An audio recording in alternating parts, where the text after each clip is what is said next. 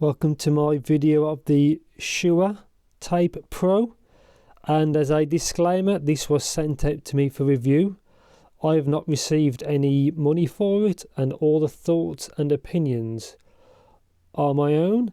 And yeah, I was kind of looking forward to this one because it's a bit different. It's a DD/EST kind of hybrid, and it's got like adjustable kind of vents. They look more like screws, so you can actually change the tuning a bit. So this one's quite interesting, and let's get into the video. So let's get into the unboxing. I think it's pronounced Shuoer, not Shure. Obviously that's the American brand. So this is the Tape Pro, the revised version. Not much here. Dynamic and electric hybrid drivers, upgraded sound chamber design, brand new proprietary acoustic tubing for rich sonic presentation, new bass intuition tuning switches, new accessories, complements, and updated packaging details. So it's a bit like, so there's a bit of treble roll off from about 5k. So there's a bit of a dip. So that might not be a good thing, but we'll find out. So, same specs obviously in English and Chinese. This actually has a 2.5 balanced cable, as far as I'm aware, which is good or bad. Depends if you actually have a balanced adapter. So sensitivity 105 decibels, so that's actually not too bad. 0.782 pin, so that's good. Single driver, well, it's kind of a hybrid two put together. So yeah, 10mm dynamic and an electrostatic driver. And that's the, you get box, tips, filters, ear tips, well, memory foams 2.5 to 3.5, and bass intuition accessories.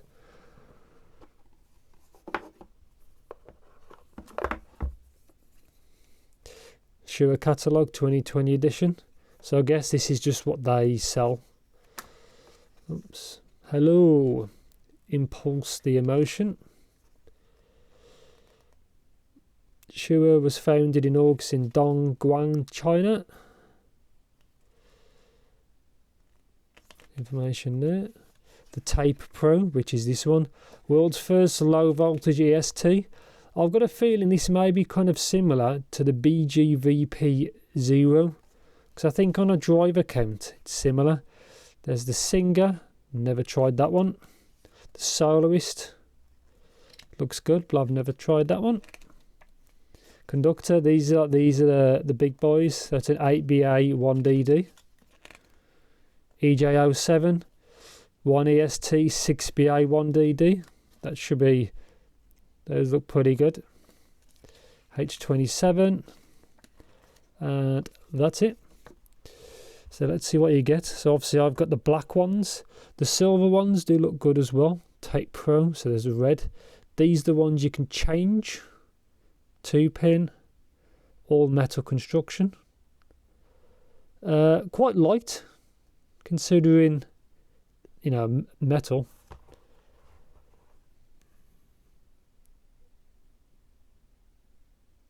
Yeah, pretty good. So this is quite nice. So there's the different filters. I'll have to mess around with them for the review. Brush. So I haven't actually checked this before I actually unboxed it. This is all new to me. Silicone tips, small, medium, large.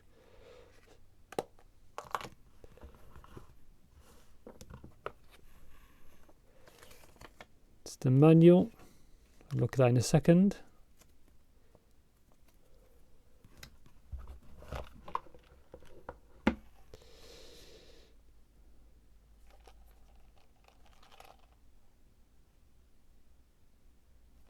Okay, so there should be the cable, obviously, and the actual memory foam tips should be in here. So yeah, so that's a 2.5 to 3.5 right angle connector, so that's kind of cool. Quite a thick cable, which I'll have a look in a bit.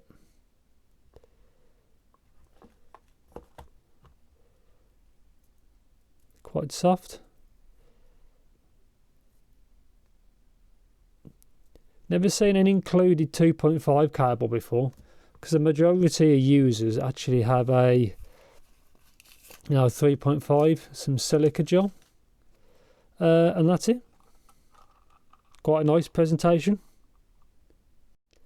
And just something I missed off, just some more tips. That's it. Now on to the actual included cable. It actually terminated 2.5 balanced, as you can see. As it says Shuoer on there, which is a bit, I wasn't expecting. I thought it would have been a 3.5 cable with probably a 2.5 adapter, so basically the opposite way around. But that's what they give you, so it's obviously 3.5. There's no, obviously, because it's balanced, there's no inline mic. Obviously 2.5 female, right angled, not too bad. I just didn't expect it. So obviously 2.5mm, 2.5. Good strain relief there. Really nice cable. It's a bit thick. It's a bit of a thick boy. You can see the. See what I mean? It's a really nice cable. Really nice.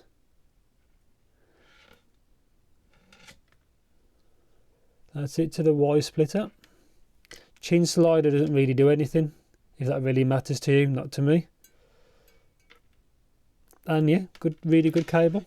So they don't say L or R on the actual connectors, but that one's transparent if the camera focuses, and this one's obviously red.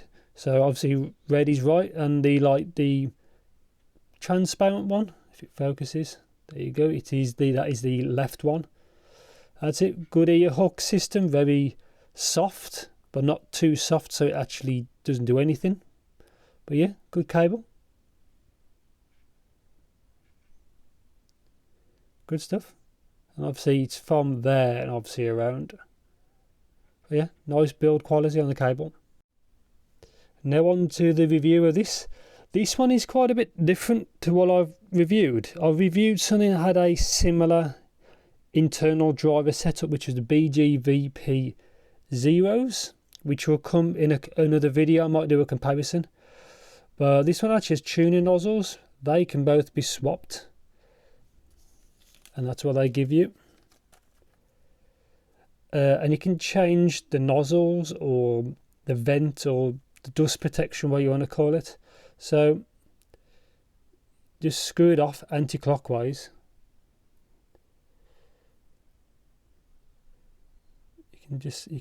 So there's absolutely no protection. Through all my testing, and it's clockwise to put it back on. Through all my testing, I left it on, because if you get something in there, you're not going to get it back out. To get into one of the negatives straight out of the way is comfort, because this seat's there's quite a few angles. I don't really find these that comfortable. There wasn't bad, but there wasn't really great either. I think after a good few hours, obviously everybody's ear anatomy is different, but I didn't really find them that comfortable. There wasn't bad, but thought I'd let you know. Obviously 2-pin connector. So yeah, how these work is you can swap them. It's pretty hard to see in here, but if you can see how the black one there is a lot more dense than the red one. See, that's vented more. So you can change the vent using the tool. It focuses. Yeah, so here's a tool. It might help slightly rounding it off a little bit to make it smoother, because this is only anodized metal, so you can actually scratch it. Comes with lots of tips, and obviously comes with a cleaning brush as well. But yeah, changing those just elevated the low end a bit. I was quite happy with the stock setup, and most of my testing was done with the stock setup. So yeah, negative out the way, comfort, but that could just be me. But nozzle, the tips is very hard to get on, because this nozzle is quite wide in comparison to like normal stuff. So I'll just have a blonde BL03 here, just as a quick example. I know the nozzle lengths are different, but say the BL03, for example, is quite thinner. It's just a quick explanation, but Yeah, I struggle to get the actual tips on. That's just another bear in mind. Let's get into sound. These have an elevated low end, but it's not really that elevated. It's obviously these aren't neutral, but the bass was quite tight, fast. It was quite another one of those earphones where the low end is quite a good level. Same for sub bass. It's not like overly done, but it's not underdone. It's about right. Good texture to the low end. I had no real issues really. The low end of this is pretty good. Slight bleeding to the mids, lower mids, but it's not really a big deal really. The thing that's more of a deal is the 2 and 3K peaks. So like the upper mids is elevated, 2K I think there's one around 3K. So things can be a little bit shouty.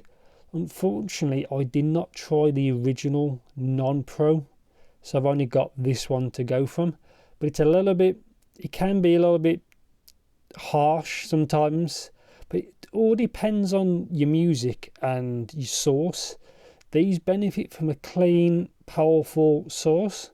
So for my testing, I used my Sonata BHD, which is a balanced audio adapter, or amp DAC, the Type-C one, and it powers these perfectly fine. I did try with the adapter with the Sonata HD Pro. Worked fine as well. It just helps that you give these clean, I think a clean, like neutral output is quite good. But yeah, the upper mids I'm not that keen on them. They're a bit, if you see a frequency graph of these, you'll know what I mean. It is a bit elevated, but vocals are clear. The good thing about these have a lot of good, they are detailed earphones, which I like. So they've got good micro detail. They are a dynamic driver and an EST combo. But I think in reality, these use a magnetostatic driver. That's not an EST. So it's kind of, it can be a little bit misleading because ESTs are normally a lot more expensive, but yeah, it is essentially a hybrid unit. Treble, as you say, it's boosted in a lower treble, but it does make vocals clear. Good details, good instrument separation. Trebles rolled off, which is a bit of a shame. Upper treble. If it is my way, I'd have a little bit more upper treble and then lower the 2 and 3K a little bit. So you're kind of lowering it down there, bringing it up. That's how I'd prefer it. But yeah, really nice build quality. Isolation's good. Soundstage isn't really that great. I'd say it's average at best. Seems like it's got some good depth to it. Just doesn't seem very wide, but they're not too bad at all. These have great potential, really. And yeah, that's what they look like. So obviously underneath, L for left, the other one says R for right. There, really nice build. I like how you can just easily screw them off and change them if you have to. So I'm not keen on these kind of sharper edges, but they are a good earphone. They're just not a great earphone. And that's what it comes with. I tried it with both, lots of tips, small, medium, large for both, small, medium, large for both. That's just another look of the actual accessories. If you have the silver one, these are different colour. The actual tuning dials, or what you want to call them, they are a different colour. And obviously there's the tool to change the sound. Now my conclusion of the Shuoer Tape Pros. These are a good earphone. They're not a great earphone. They've got potential, really. The 2 and 3K peaks are a little bit much. I heard they might be worse on the original non-pro, but I never tried that. Nozzle is a bit wide. It could do in a bit narrow, so it's quite wide. But really nice build. If I was to improve on this, in theory, I'd make the shells a little bit more curved, because the sharper angles I don't think are that good. But that's just personally for my ears. I'm not sure how other people are affected. The 2 to 3K peak needs lowering down a little bit, and their treble should come up. A treble needs upping a little bit to make it a little bit more balanced on that part of the frequency range, but these are good. They've got good details, everything sounds very clear. Just a little bit of harshness in those 2 to 3k parts. Low end is good. They got about the right amount. I liked in the stock formation with the actual tuning screws, works fine for me. But yeah, they are a good earphone. They're just not a great earphone. I think a little bit more work and these would be really, really good. And yeah, thanks for watching and take care.